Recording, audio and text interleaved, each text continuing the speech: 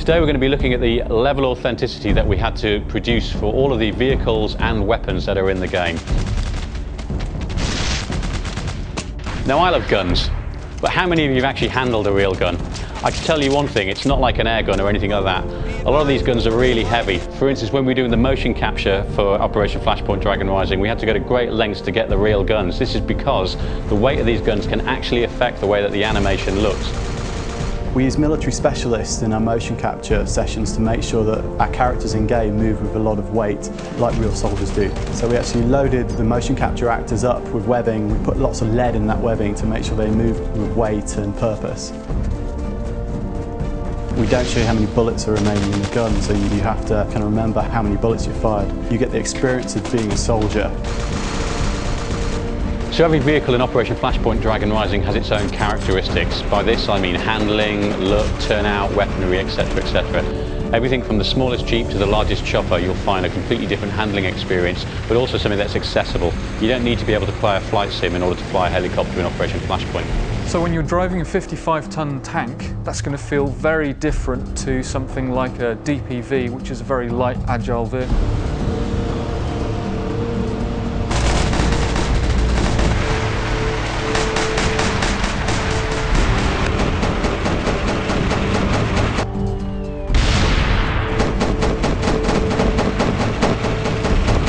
We've spent an awful lot of time researching these vehicles. We've had to capture their engine sounds, we've had to get the right hue of paint. We've also, of course, had to take these brand new vehicles and actually beat up and weather them. From a tactics point of view, it's very important that it's hard to see the infantry. Camo is a vital part of that. You actually find yourself looking for movement much more so than spotting guys, just as you do in real life in a natural environment full of bushes and trees. We wanted to make the game different than all the other shooters out there. In this game you're not a bullet sponge, so we wanted to make the damage model as realistic as possible.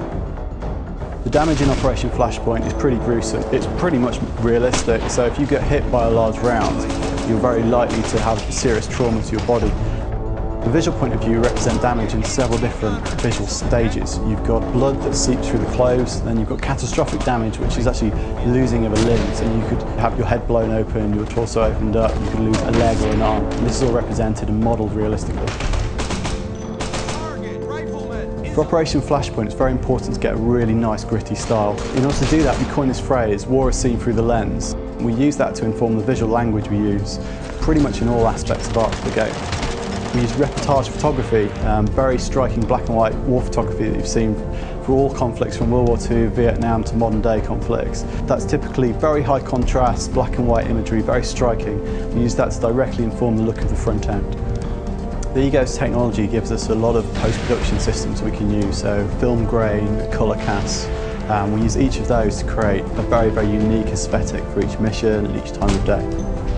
With over 60 variations of weapons in Operation Flashpoint Dragon Rising, it's difficult to choose a favourite. However, if you pin me down, I'd have to choose this one. The M4. It's versatile, it's rugged, and it's adaptable. And what's more, if you point it at things and pull the trigger, it kills them. For more personal situations, I prefer to go for a .45 automatic, of course, just in case.